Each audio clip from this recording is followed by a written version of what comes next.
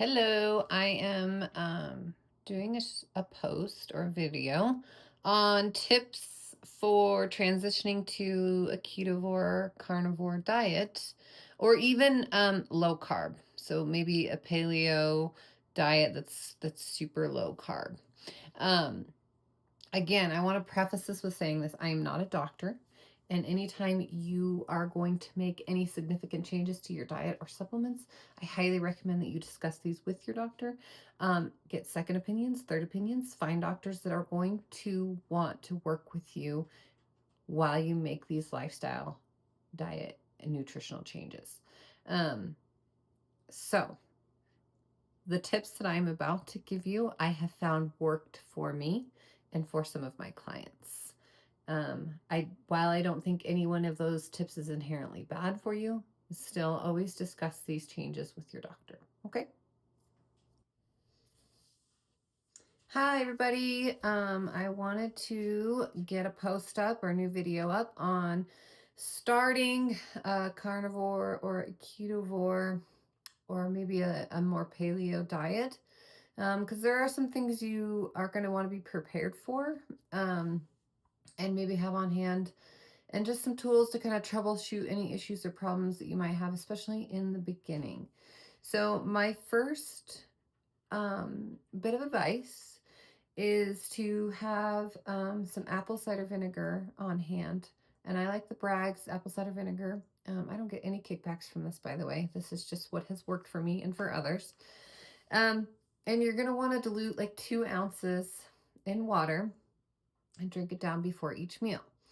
Now, why do I recommend this? The biggest reason is to help aid in digestion, especially if you have been on a low fat, high carb, or low protein, high carb, or just the standard American diet.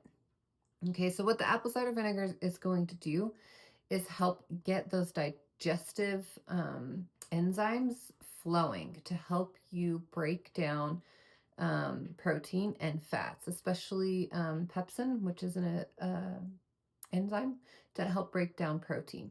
If you cannot break down these macronutrients, you're not going to get the amino acids and the nutrients and the energy that you are going to need from those macronutrients. So your macronutrients are carbohydrates, protein, and fats.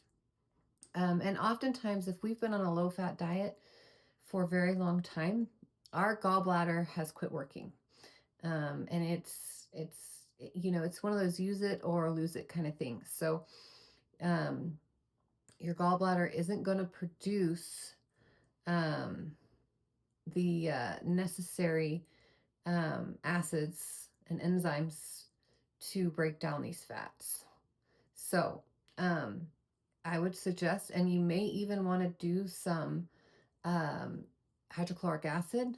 There's supplements like ox bile, and then other digestive enzymes. But I do like the apple cider vinegar because there's a lot of other reasons to use it regularly. Um, one of which suppresses appetite. And I'm going to get into that a little bit more. If you're fully carnivore or ketovore, we don't need to necessarily suppress our appetite. But if you are overweight and you do have maybe some kind of hormonal issue going on where you do need to suppress your appetite, then the apple cider vinegar is going to help with that. The other thing it does is it helps move glucose out of your bloodstream. The, I'm You can argue with me all you want, but it's really very difficult to lose weight with glucose in your bloodstream. So it's going to help with that, especially if you're insulin resistant. It's going to help control your blood sugar. It also helps balance hormones, especially the androgen hormones. So we're talking like testosterone. So if you have PCOS, this might be something you add in that can help you balance those hormones. Like I've already said, it helps improve digestion.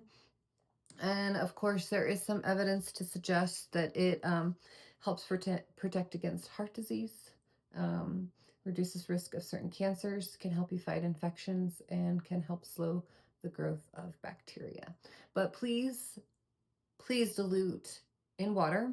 It is an acidic formula, and it will eat away at your teeth. And that's, your dentist was not going to be very happy with you if if you just drink it raw and ruin your teeth. So that's tip number 1. So get some apple cider vinegar before you start, and make that a habit to drink right before your meals. Number 2, I suggest you clean out your pantry and your refrigerator. And you start purging all of the crap, all the refined carbohydrates, processed foods.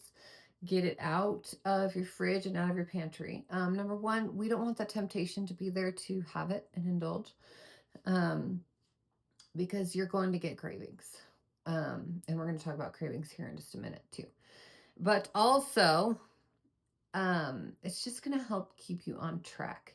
And we want to make room for having a good stockpile of carnivore, ketovore, Paleolithic type foods in your pantry and your fridge. So clean out that pantry, clean out that fridge.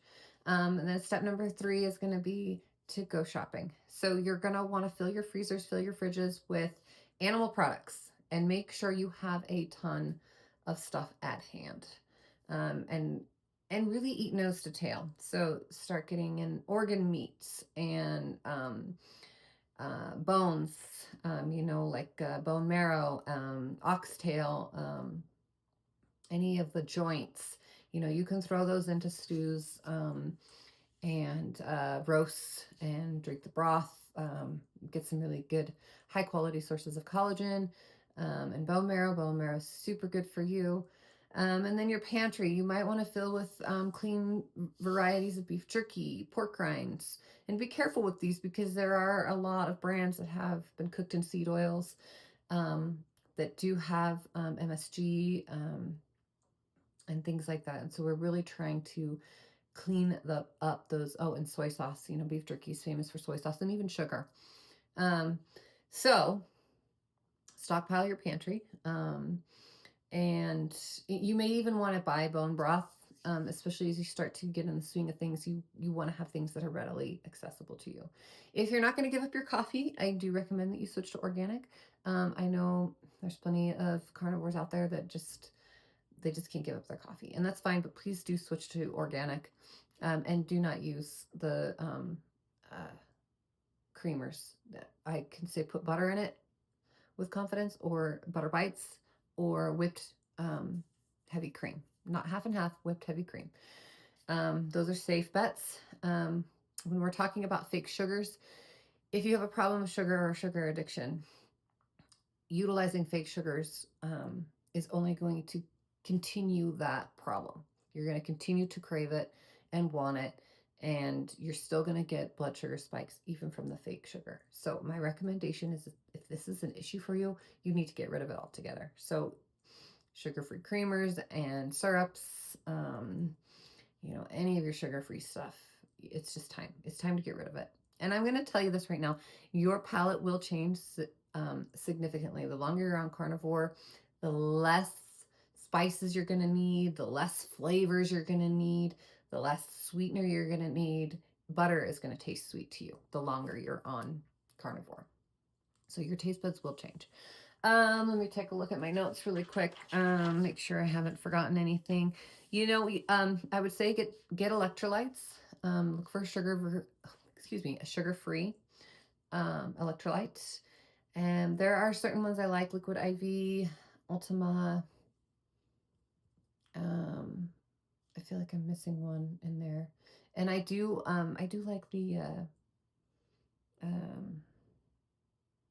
the ketones that you can put in your water. I'll have to go back and look at what brands that I like. And even MCT powder. I don't particularly like MCT oil because it kind of upsets my stomach. But if I'm looking for quick ways to sort of get into ketosis or stay in ketosis, or I'm looking to kind of suppress my appetite for a long time, I do like that MCT powder and the exogenous ketones that you can put in your water. Plan accordingly for a detox. Like I explained in my first video, I've always kind of tried to eat healthy and clean. And for the last, 10 years or so, I've been mostly paleo. So really over the course of my lifetime have been cleaning up my diet and eating cleaner. And so transition to ketovore slash carnivore wasn't super difficult. And yet still I had some headaches. I had some brain fog. I had some fatigue, and some loose stools.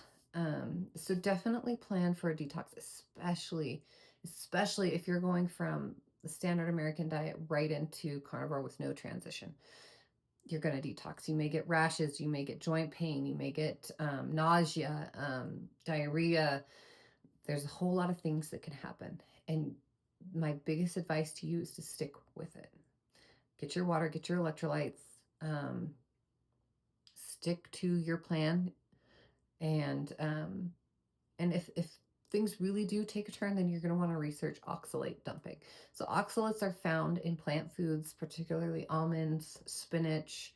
There's a whole gamut of um, seed or plant foods out there that are rich in oxalates, and you can experience an oxalate dumping, and that can be really brutal. Those symptoms can be pretty excruciating. So,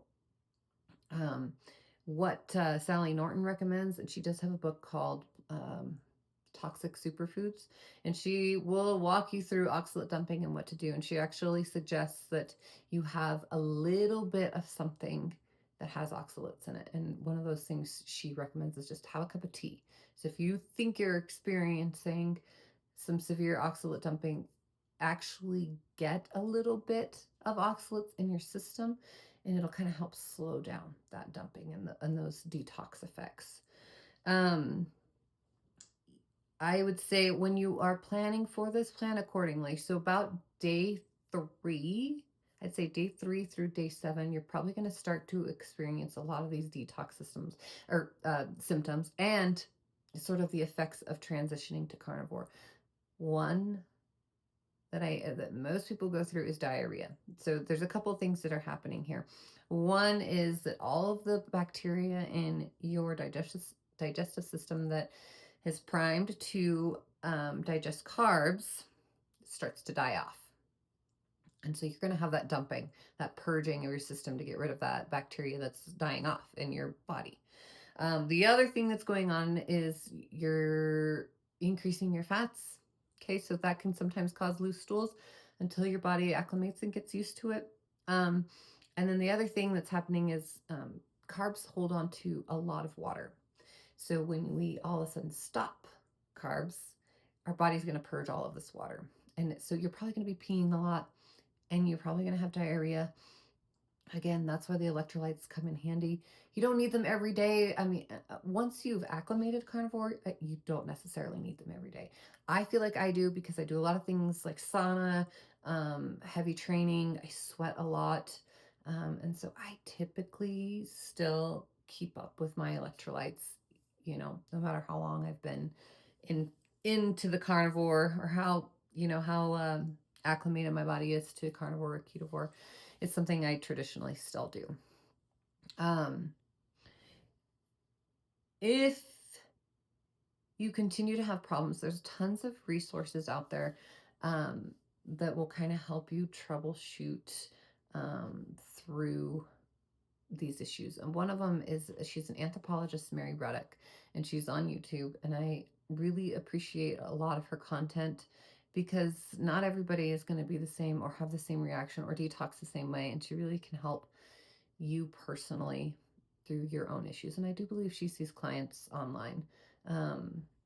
So she's one I do recommend following and getting advice from. But the biggest thing is being consistent and sticking with it. You didn't get to this place you're at overnight, and you're not going to detox overnight.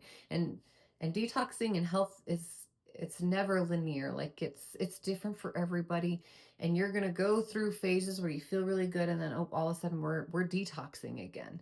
We're getting deeper into this detox, and we're going through symptoms again. And so you may go through phases of feeling great and feeling terrible until you kind of, level out and just feel good, which is where I'm at for the most part. And I, like I said in my first video, I do venture in and out of the carnivore. I'm not super strict, which is why I'm 99% primal. But even when I kind of branch out a little bit, I will kind of have a relapse and detox symptoms, especially if it's alcohol. So those are my tips and suggestions. Apple cider vinegar before meals, purge your fridge and your pantry, go shopping, eat nose to tail. So buy red meat, buy bison, buy salmon, buy fish, get it all. Organ meats. I'm going to start doing some videos on recipes and cooking. And get your electrolytes, have them handy.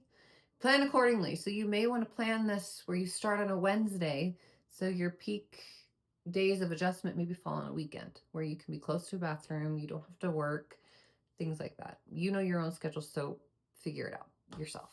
And then sticking to it. You're not going to feel, for some of us, this may take a year to detox, to get our health back, and some of us longer.